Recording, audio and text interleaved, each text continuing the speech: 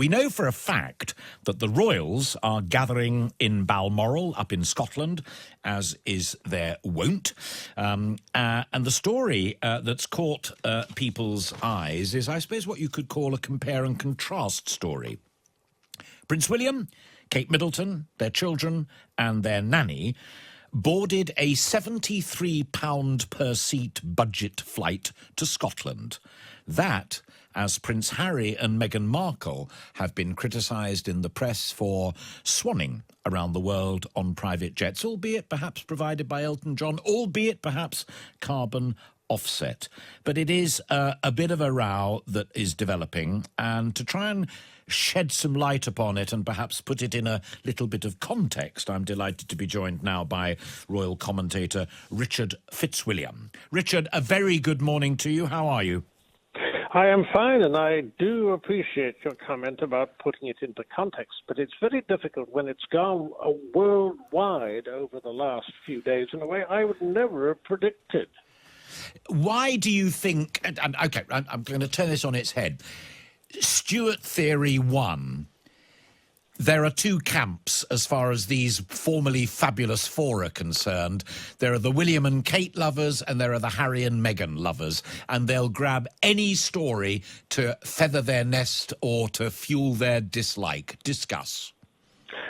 Stewart Theory 1 is absolutely right on Twitter. I mean, anyone looking, you'll simply see, and this is the pity of it, because actually it's a complex matter. World travel has to take into account security, it has to take into account privacy. Sure. You tell that to those on Twitter, it's a complete 100% black and white for either side. And again, I mean, there's no way of firstly changing the minds of some of these people, and by no means is it all abusive. It is, if you could argue, misguided. I mean, the facts of the matter are that in most cases, for example, if Harry and Meghan want to take Archie on holiday, they won't get on a budget flight simply because, firstly, there's the danger of selfies and the like on the plane and that sort of thing. But it's not just that. It's a question that the journalists will know where they're going and they'll stalk them, or could stalk them. And the obsession with privacy, and there's a danger here because, of course, your theory too, I'm sure, relates to some of the statements they've been making and that have partly contributed to causing this problem. As I say, I don't expect that we're going to have them all on budget flights, but William and Kate have periodically taken them, as have Harry and Meghan in the past. Absolutely. And also, one or two people have been tweeting, and I can't quickly find them because I'm on a different page now, but making the point, and I think you and I will tread slightly carefully here, and you will know even better than I why, but a number of my correspondents have been saying, do you know, I don't give a damn about what the young ones are doing about at the moment. Prince Andrew, the Duke of York, is a much more troubling subject matter, and he too has been pictured frequently on private jets. Air Miles Andy was a sobriquet which stuck, and it stuck for a reason. There is absolutely no doubt that the story to which you refer is not only it's been huge this week, but also there may be further revelations, and there was a video which, putting it mildly, is in 2010. If he was so appalled at Epstein, what was he doing in his house? I mean, this is a question that requires an answer, I think. On the other hand, we will see. Obviously, he will act as advised by his lawyers. Sure. But it is certainly not an edifying story, and there's a good deal, actually, that the younger royals can learn from looking at the mistakes made by Andrew and the person who was supposed to be a breath of fresh air and ended up being, I can only say, a galumping freeloader, and that's Fergie. Yeah. Stewart Theory 2, you alluded to what it might be, but here it is, that particularly the young royals, if they want to provide us with some form of leadership, whether it is over charitable works or whether it is over Olympic Games, a la like the Invictus Games for people with disabilities and so on and so forth, or the environment, they should bear in mind that example is an important part of leadership.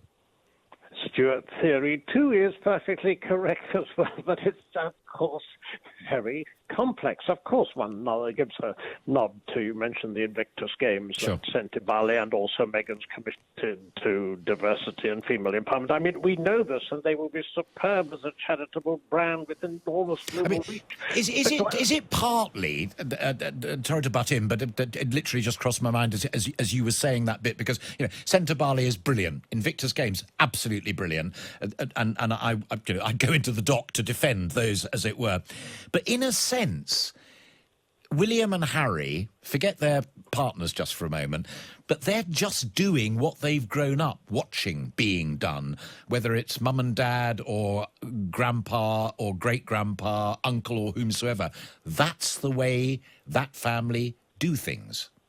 Indeed, and 3,200 engagements a year. The help for charity is absolutely enormous, and I mean, there's no greater admirer of the royal family than myself, not to mention their invaluable use, both as a projection of soft power and in the current political chaos. Yes, indeed it is. On the other hand, Harry, and again, Stewart theory too, alluded to this, and this is this business of preaching.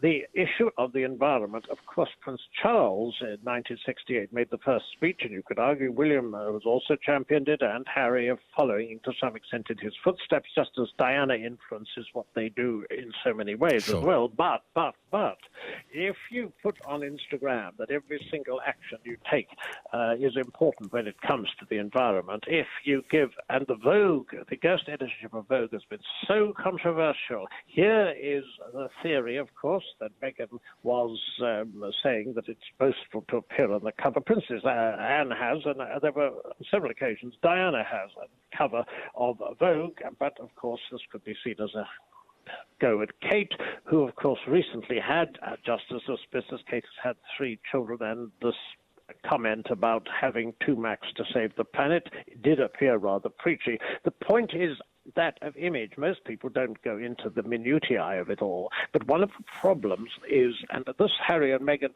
I wish they would realize it, and they don't. Celebrities, and I as a film critic am often fascinated by celebrities, and I do take some note of what they say, but unfortunately when it comes to Britain as a whole, it is very counterproductive. In a general election, for example, you wouldn't have celebrities, you'd have them, but it wouldn't make very much difference what they said. In the United States, that is completely different. Sure. And I think that Meghan's friends haven't done her any favours whilst intending to do so. And I'm referring back, if you think back to February, we had George Clooney saying she was hunted like Diana, and then in April, Oprah Winfrey chimed in and said that they were having an abominable press, and of course her links with Harry and mental illness. This will be a documentary that will spread the word. Richard, bear with me for a second. Pat in Stepney wants to join our conversation.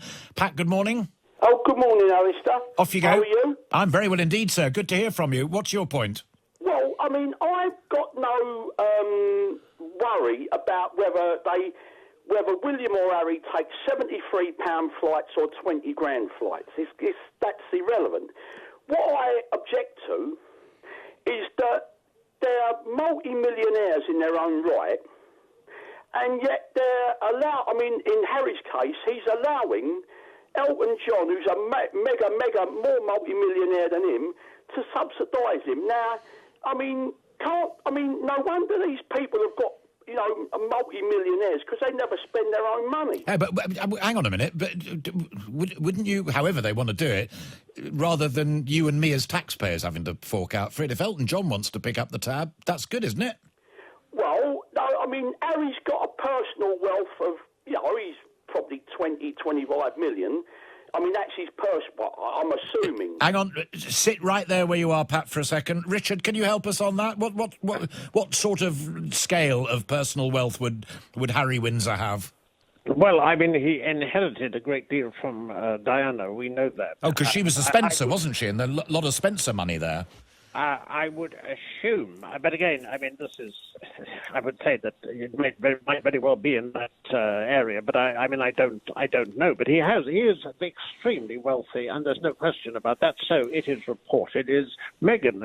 But if a friend offers money and offsets some issues, there's nothing this is their private business. It's up to them where they want a holiday. Absolutely. Pat and Stepney. So our expert Richard Fitzwilliams reckons you're on the money, as it were. So I'm not quite understanding your point. If they've got all that money, I mean, you can have a moan and a groan about people being rich, but Elton John has worked his whatsits off to earn that money, and Harry and William and the others have inherited it, unless you want to abolish all inheritance.